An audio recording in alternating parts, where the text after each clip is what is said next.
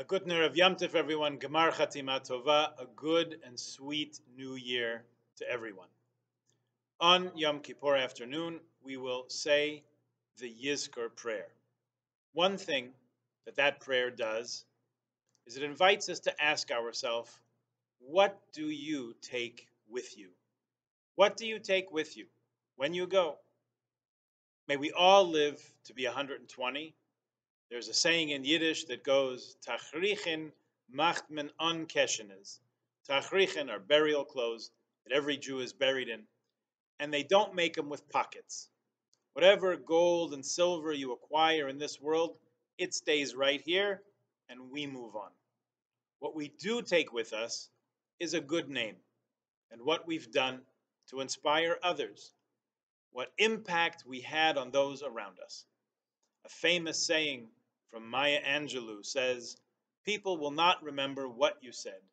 People will remember how you made them feel. So we think about that as we focus on how our loved ones are remembered and how one day we ourselves would like to be remembered. With that in mind, I want to have a word with you about clothing. Not about shrouds and pockets, that's for another time. Not about your clothing, you look marvelous. Not about my clothing, you've seen me in this outfit before. Let's talk about changing clothing. Because, as you'll see and hear in the Musaf Amida of Yom Kippur, the Kohen Gadol, the high priest of the Jewish people, who really does all the work on Yom Kippur. He's one person doing all the service in the temple by himself, on behalf of, and to bring about atonement for the entire Jewish people. The Kohen Gadol changes clothes 5 times in the course of the service of Yom Kippur. And each time is a new spiritual level, so he purifies himself. He dips in a mikveh. Each time he changes clothes. It's quite a production.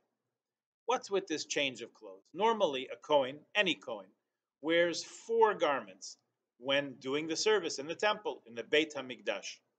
Usually a Kohen wears a tunic, pants, a girdle, and a hat. That's it. The Kohen Gadol, the high priest, however, wears those garments plus 4 additional ones, kind of an over tunic, a kind of apron, the breastplate with the 12 stones on it representing the 12 tribes of Israel, and a thin gold tag on his forehead that says, Kodesh LaHashem, sanctified to God. He's quite a sight. And his vestments actually present a problem on Yom Kippur because of the nature of the day. The theme of the day is, of course, kapara, atonement, Yom HaKippurim. We are atoning for sins, and God is forgiving us and granting us kapara, atonement, forgiveness for what we've done. We get a clean slate. It's amazing. Our worst moment, and actually the event that brought about the whole month of Elul, Moshe spending 40 days up on the mountain asking God to please forgive the Jewish people, which was finally accomplished on the 40th day, or the 10th of Tishrei, Yom Kippur. Our worst sin, if there ever was one, was the golden calf, making an idol and worshiping it. Let's not dwell on it, it's embarrassing. What were we thinking? The fact remains that we did it, and we made it out of gold. So Moshe went, the Kohen goes, to ask for forgiveness, remembering that awful and colossal sin that involved gold. And here's our Kohen, our high priest, wearing gold.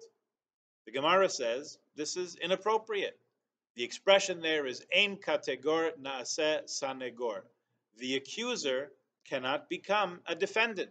Someone wearing gold cannot atone or help atone for a sin involving gold. So the Kohen Gadol has to remove the special extra garments of his position and wear just Bigdei Lavan, just plain white Kohen clothes for certain parts of the service. Certain parts, he can wear the whole lavush, all 8 garments, including the gold ones. But for certain parts, he has to remove them, go to the mikveh, and put on plain white clothes of the simple Kohen. The course of the Kohen Gadol's day on Yom Kippur is a very complex, multi-step process. I'm summarizing, and I apologize if I leave out any of your favorite parts. At daybreak, the Kohen immerses in a mikveh and washes his hands and feet and dresses in the clothing of his office, the Kohen Gadol. He does the daily offering. He offers incense. He prepares the menorah for lighting. He does the special Kohen Gadol offering. He does the Musaf offering because it's Yom Tif. Then he starts the Yom Kippur part. He changes now into Big Day Lavan, only white clothes, no gold. He says Vidui, he confesses his sins. He does the scapegoat, sending one goat out to the wilderness and offering the other one. He confesses for the Kohanim, his tribesmen.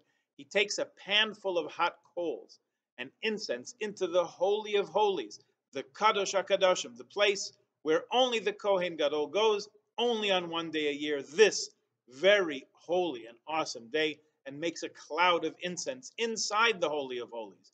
He davens there, he sprinkles the blood of the offering, then he confesses for the entire Jewish people. The people fall on their faces.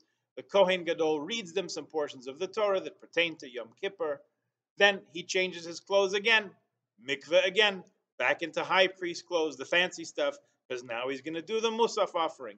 Does the Musaf offering, change of clothes again, back into white clothes. Because it's Yom Kippur, he's going to go into the Kadosh HaKadoshim again, into the Holy of Holies one more time. What's he going to do this time? Now let's slow down a second. What is he doing going in there again? What did he do last time? He took in a pan full of coals, flaming coals. He burned incense. He burned the incense and made a cloud that filled the Holy of Holies. He davened a brief prayer, long enough to say what he needed to say, but quick enough so that people wouldn't fear that the worst had happened to him.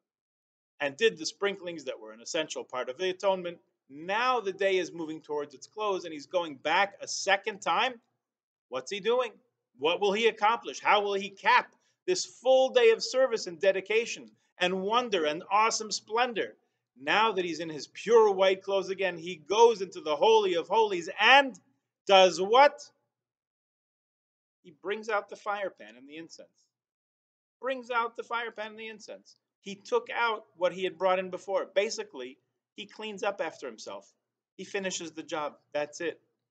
After that, the last change of clothes into Kohen Gadol clothing again, afternoon offering, afternoon incense, lights the menorah, takes off the work clothes, heads home to the thunder of Yasher Koachs and appreciation of the people, probably singing Emes Ma Nehedar. Right? Everyone was so happy that he had finished successfully and came out whole and everything was accomplished. To emphasize, the second time he put on his white clothes and went into the temple, you'd wonder, what could he possibly do for an encore? The first time he's balancing all the implements, practically juggling fire, the intensity of the day and his tasks. What could follow that? What follows that is taking the stuff with him that he brought in, finishing up, cleaning up, heading home. Perhaps we look at the first entry into the Holy of Holies as the big deal, the spiritual moment, the excitement, the high point, and it is. Forgiveness, atonement, kapara, cleansing, purifying, that's the spiritual high. And that's not all there is. The second trip into the Holy of Holies may be no less significant. And I'm grateful to my colleague in Israel at Gush, Rabbi Asaf Bednarsh, for bringing my attention to it. The Kohen is going in one more time to gather up his stuff and head out, go home. We come to Shul on Yom Kippur, Baruch Hashem. Hopefully there'll be many of us more here than there were last year or the year before. It's a big day. It's a spiritual day. We're fasting. We're focused on the prayers and the tunes. We think this is the spiritual high point of the year. And it is. The Chazanim, the white kittelach, the nigunim, special for this day and this day only. And yet, there's more. There's another trip. There's another component to the day. Maybe not as awesome in terms of, wow, that's awesome, but awesome in what may be even a more transformative way. The journey that we take out of Shul, back to our homes at the conclusion of Yom Kippur is no less significant because we're taking our stuff with us too. Yom Kippur is a Kadosh HaKadoshim in time. It's a holy of holies in time. No question about it. After Yom Kippur, after the cloud of smoke and the incense and the presence of God, the very Shekhinah here with us in Kehillat Shari Torah on Bayview Avenue in Toronto. When the smoke has cleared, the shofar has sounded, the machzorim are being packed up and Havdalah is being said, what will we take with us as we go? What will we take with us when we go? That's no less an important question than what we will do here on Yom Kippur itself and what we did do in preparation for this holy and awesome day. I know of a famous rabbi who once met with a senator and he talked with him for 2 hours. At the end of the meeting, the rabbi said, Senator, if things aren't different tomorrow, if you're not a completely changed person when you wake up and get out of bed tomorrow morning, then I just wasted 2 hours of my life. When we're here and seeing and hearing the awesome sounds of the Kehillah and having our prayers lifted up, raised, elevated by our beautiful Chazanim, learning insights about ourselves and our lives from Rabbi Bashevkin, that's what we're in shul for on Yom Kippur. What happens the day after? What happens tomorrow? What happens the next day? How are we changed as a result of having gone through this experience?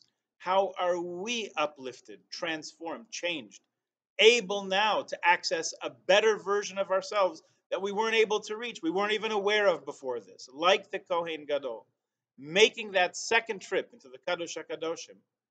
What will we take with us when we go out? That's the question we can all ask ourselves. That's the work of the day. Surely to accomplish on Yom Kippur itself, and even more so to allow what we accomplish on Yom Kippur be felt and have an effect and help us accomplish more the next day and Friday and Shabbos and Sunday Erev Yom Tov and on throughout every day and night of the year. May it be a healthy one, a joyous one, and a successful one for all of us. Baruch Nias Ubagashmias, in practical well-being and spiritual and emotional health and well-being for all of us together with the entire Jewish people. May it be a year of peace, peace in the world, peace among ourselves, and peace within ourselves. Gemar Chatima Tova.